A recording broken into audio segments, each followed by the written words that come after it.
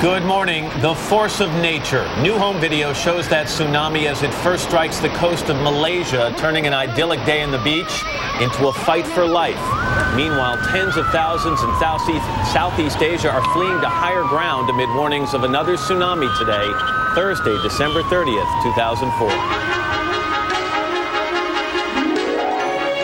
From NBC News, this is Today with Katie Couric and Matt Lauer, live from Studio 1A in Rockefeller Plaza. And good morning. Welcome to Today on a Thursday morning. I'm Matt Lauer. And I'm Ann Curry, and for Katie this morning. Good morning, everybody. That new video is incredible to watch. Take another look. Children playing innocently on the beach, suddenly swept away by the force of the waves. A car, as you can see there, was picked up by the rising water. But when you watch the entire video, it appears that all of the children were able to make it to safety. Dramatic. Of course, so many people were not able to make it to safety. The death toll now stands at more than 84,000. And undersea aftershocks today have set off tsunami warnings in India, Thailand, and Sri Lanka, forcing many people to flee, but no killer waves have emerged so far. We're going to have much more this morning, including complaints that the United States is being stingy in its relief efforts and that the Bush administration waited too long to react to this disaster. Ann? Also ahead, Matt, can you imagine being stuck on a plane for 28 hours? It was a reality for passengers flying from Amsterdam to Seattle. We're going to talk to two passengers about the horrendous conditions aboard. Also this morning, a wing and a prayer why troubled U.S. Airways is now asking some of its employees to work for free over New Year's weekend. And we are going to look back at the life and remarkable career of actor Jerry Orbach from NBC's Law & Order, a good friend to this network and a great friend to this show as well. So talented. And so a young, nice man. too. Anyway, we'll talk about that more. It's 2 minutes after the hour. Let's get the top stories of the morning from Natalie Morales, who's in at the news desk for Ann. Natalie, good morning. Good morning, Matt and Ann, and good morning, everyone. And we begin with a staggering toll in Asia. The Red Cross fears in the end there could be more than 100,000 dead, and now more relief supplies are starting to arrive. NBC's Ned Colt is in Colombo, Sri Lanka. Ned, good morning. 7:07, back over to Matt, Ann, and Scene. And as you all said earlier, he's so going to be missed on that show. He was Mr. Law and Order. He really was. Yeah. And missed on this show, too, because he used to come on here all the time, and he was just such a terrific guy. And I think the Times is reporting this morning a great obituary talking about his history on Broadway. I mean, he was in the Fantastics. I mean, original he had a huge career. We'll talk more about that in this half hour. Including, if not especially, this one. We're joining, as he said yesterday, with Japan and Australia. We're back in a moment. This is Today on NBC.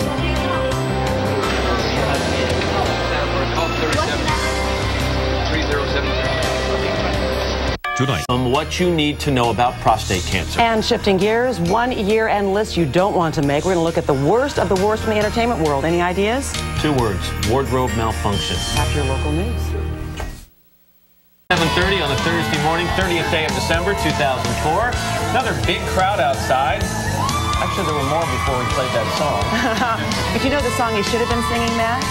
Is Happy Birthday. Because today is a big birthday for you. In fact, it's a big one. It's your 30th, right? It is a birthday. That's all I'll say. Thank you very much. I appreciate it. Anyway, inside Studio 1A, I'm Matt Lauer along with Ann Curry, filling in while Katie is off this morning. And coming up in this half hour, we're talking about lending a helping hand, what normal Americans nationwide are doing to aid the tsunami victims in southern Asia. And Matt, also coming up, there is no such thing as a free ride, but may not survive.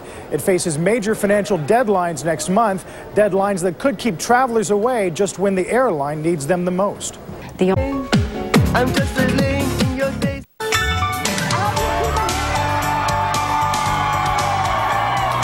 We're back at 8 o'clock on a Thursday morning. It's the 30th day of December 2004.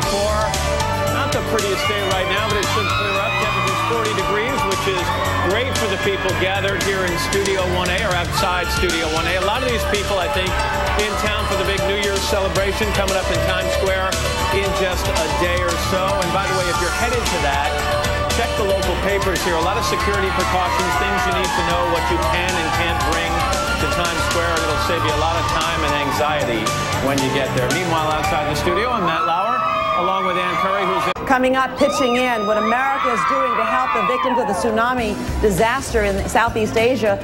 And also up next, remembering a legend. We're going to look back at the life and career of Law and Order star Jerry Orbach. That's right after these messages. Have to kill somebody overnight. financial. In mourning today, remembering the longtime star of Law & Order, actor Jerry Orbach. He died Tuesday night from prostate cancer at the age of 69. On screen and stage, Orbach's television persona gave him instant and perhaps permanent recognition. You can do things in the theater for 30, 40 years, and most of the country isn't aware of who you are. But this has given me a podium and a place to reach millions of people. It's nice to go out on a win. Orbach's Detective Briscoe was tough-talking and streetwise, but those who knew him personally saw much more. Jeff Zucker, president of NBC Universal Television Group, said he was a wonderful man, an incredible actor, a loving husband, and his sense of humor will live on in our hearts. Deep in December, our hearts should remember and follow.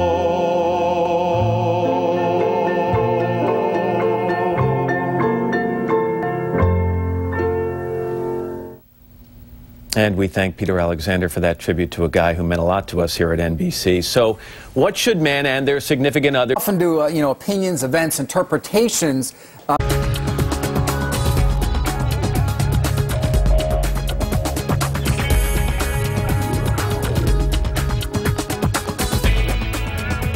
Not out quite yet. Steve Leisman's here because Weekly's jobless claims just about to cross the wires. Steve Leisman. I'm waiting. There it is. It fell to 326,000 from a revised upward 331. The estimate was for 332.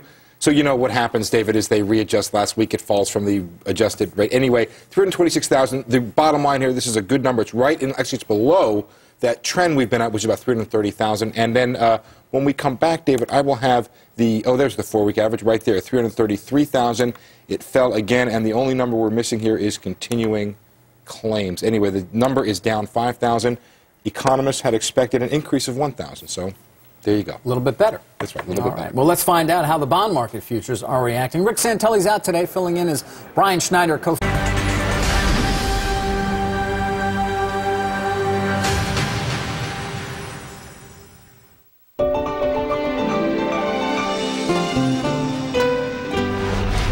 The Associated Press now says the death